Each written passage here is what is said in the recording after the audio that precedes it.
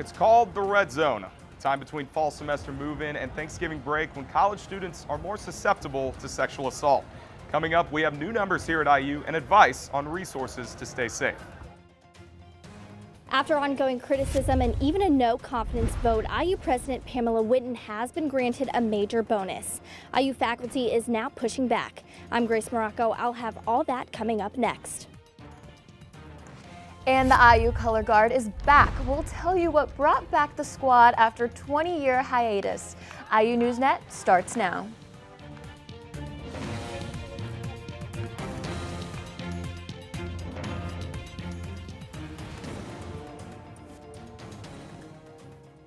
And welcome to IU NewsNet. I'm Riley Woodall. And I'm Shelby Brown. Only 4 weeks into the semester, the number of sexual assaults on campus reported to local law enforcement is up to 8.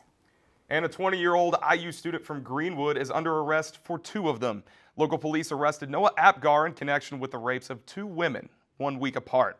One survivor told police Apgar cornered her in the restroom of his fraternity house, SAE. The other woman says Apgar choked her, and both women said Apgar did not stop when asked. Apgar is charged with multiple felonies, including strangulation, confinement, and 5 counts of rape. Apgar has been trespassed from all IU property. The 3-month period between the start of the fall semester and Thanksgiving break is a time on campus known as the red zone. For a number of reasons, sexual assaults tend to rise, and the IU campus is no exception. Indiana University is in the thick of the red zone where partying may come at a dangerous cost. There have now been at least 8 sexual assault reports as well as 2 students facing charges. The red zone is known as the period where there are increased sexual assault risks during the first 6 weeks of school. In response to many cases being reported this year, IU is sending out crime alerts and continuing to offer victim support services. The core problem is not on the people who are experiencing the harm. The problem and the issue is the person, falls on the person who is harming the other person. I'm standing outside the Sexual Violence Prevention and Victim Advocacy Building, which has a new location of 506 North Fest Avenue. Here, critical support and resources are offered to those in need. A student-led group known as the Safe Sisters is taking action to help prevent sexual assaults and support survivors on campus. Anything that happens is not your fault. Even though we are in this period right now where these things are happening at a higher level and there might be sticky situations, sexual assault is not coming in one form. It can be experienced in many different ways. During this time period, students are urged to be alert and use the resources available to them. To get a clearer picture, let's take a look at where these assaults have occurred on campus. We've put together a map detailing the locations. On September 10th, someone reported a sexual assault at Wilkie. An IU student was arrested. On September 12th, a sexual assault was reported in Spruce Hall. The next day, a sexual assault took place at Sigma Alpha Epsilon. On September 15th, a rape report from the previous week was tied to the same student, Noah Apgar. And on September 16th, 3 additional sexual assaults were reported involving Foster Jenkinson, Reed Hall, and Teeter Quad.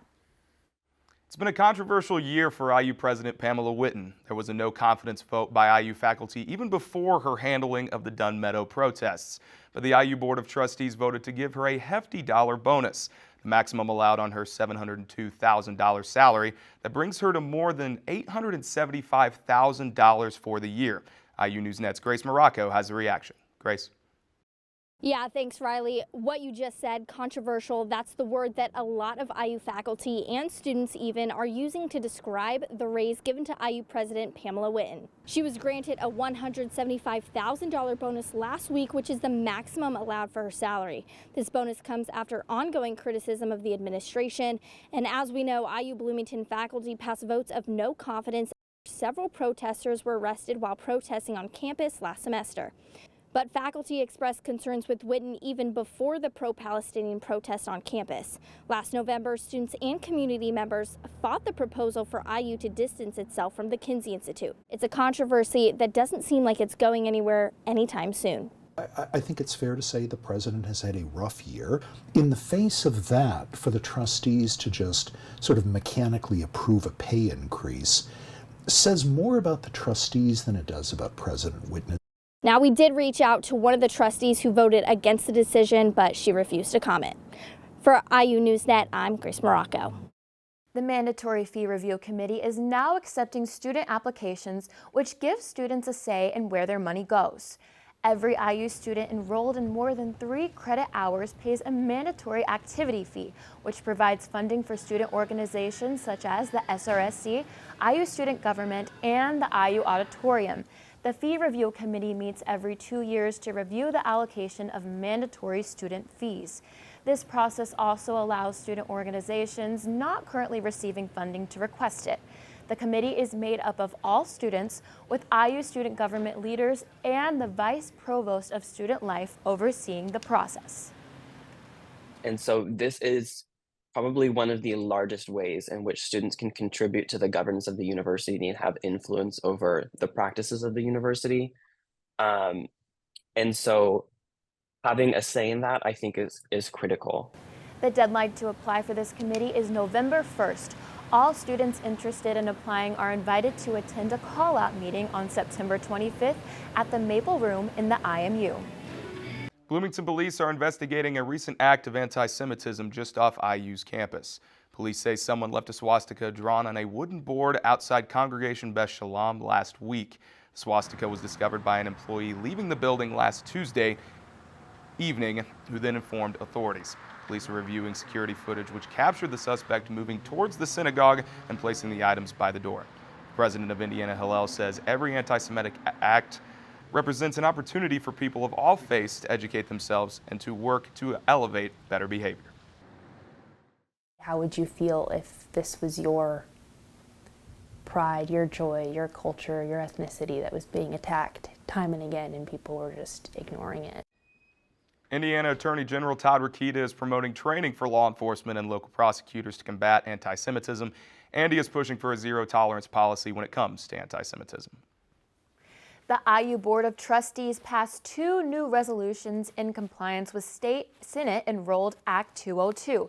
That's the new law that threatens tenure and promotion of professors get complaints if they are not presenting all sides of the issues.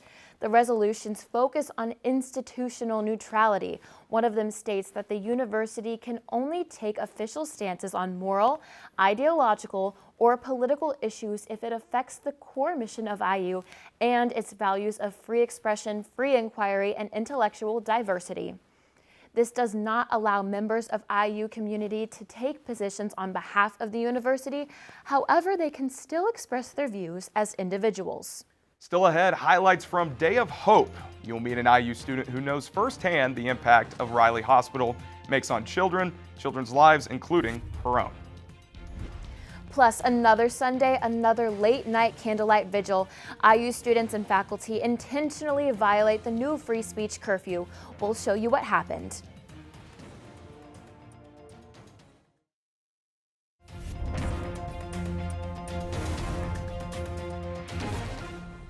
Four weeks into the new semester, the campus showdown over free speech is intensifying. Especially IU's controversial new expressive activity policy, which puts protests under curfew. More than 50 students and faculty pushed back for the 4th Sunday in a row. They gathered at the Sample Gates for a candlelight vigil after 11 o'clock at the Sample Gates as IU police looked on. The new policy prohibits protests between 11 at night and 6 in the morning. Some IU faculty members told the crowd that they'd already received warnings from the university officials for violating the curfew. Speakers at the vigil warned the new policy threatens not only free speech, they believe it strikes at the heart of academic freedom. IU's leadership has done severe damage, not just to free speech, but to the university's reputation. Our students and my colleagues and I deserve much better. At 11:30, demonstrators marched from the Sample Gates to Dunn Meadow, entering through a gap in the fence. Dunn Meadow has been closed off for repairs following protest encampments last semester. IUPD officers escorted the protesters out and secured the fence around midnight. It's a big On campus for thousands of IU students involved in one of the largest fundraising efforts of its kind. It's called Day of Hope, and IU NewsNet's Emma Gladstone joins us in studio now to tell us what it's all about. Day of Hope is the major planning and fundraising day that comes before the IU Dance Marathon in mid-November. And for some of the committee members and soon-to-be dancers, there is a personal connection to the cause. They are the former Riley kids who once needed medical help at Riley Hospital for Children in Indianapolis. No, this is not a dance party. It's a fundraising event. 18 committees securing donors toward one main goal: the IU Dance Marathon in November. For IU sophomore Erica England, it's personal. She was just 6 months old when she was diagnosed with a form of eye cancer called retinoblastoma. Being someone who went through that and has that close connection to Riley, it's so emotional. Erica lost an eye, underwent 6 rounds of chemotherapy, and spent 13 years in and out of follow-up care at Riley. There are hundreds of former Riley kids like Erica at IU, helping raise money for the place that saved their lives. This is Alumni Hall. IU Dance Marathon members will be gathered here for majority of their day, trying to do anything and everything they can to raise as much money as possible and gain as many donors as possible for the kids. Although things look a bit quiet right now, things will look drastically different on the Day of Hope. This is a Day of Hope, a day of cheering, dancing, and above all, raising money for the kids. When a cancer patient at Riley gets cleared for cancer and they no longer have cancer, they ring a bell. Erica has been cancer-free for 18 years now. The retinoblastoma, that wasn't very well researched when it was my age, but now the odds has drastically decreased since I got diagnosed of losing your eye, and that's because of the people who raise so much money. Money that translates into magic. I'm getting goosebumps thinking about it. It was so special. IU Dance Marathon happens the weekend of November 15th here at IU and raises millions of dollars for Riley Hospital for Children. Now, back to you. Hey, thanks, Emma. Across campus, there's a different kind of networking underway. A group called IU Innovates connects student entrepreneurs with local supporters.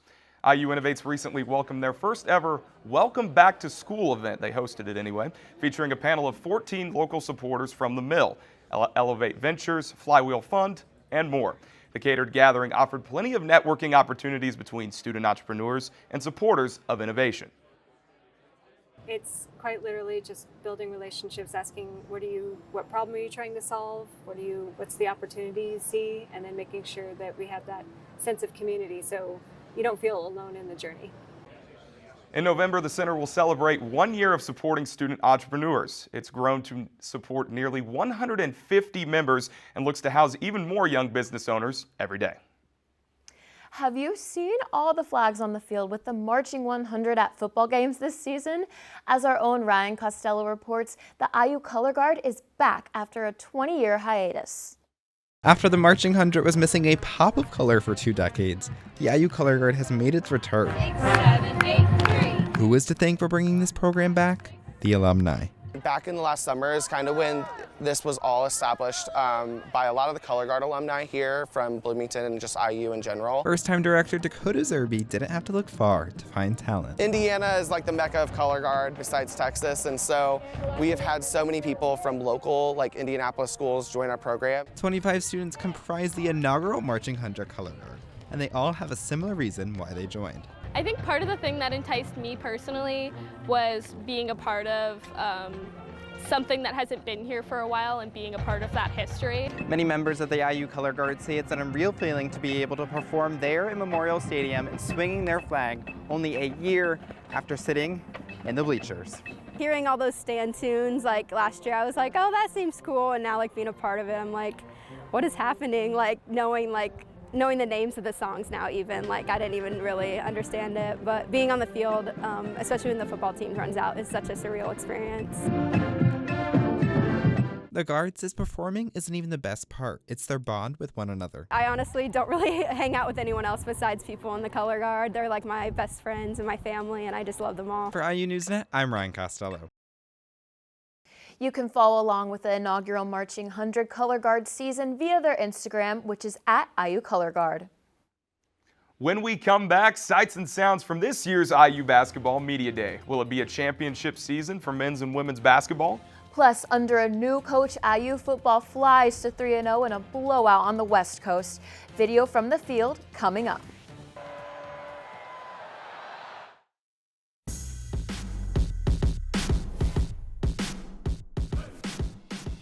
Welcome back. It still feels like summer outside, but a sure sign of fall. IU basketball is coming soon. And our football season is off to a great start. Talia Goodman joins us with IU NewsNet Sports. Talia?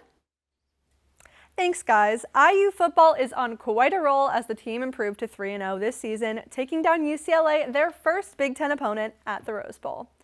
The Hoosiers landed in California with something to prove as they faced the Bruins, a newly added Big Ten foe, on the road.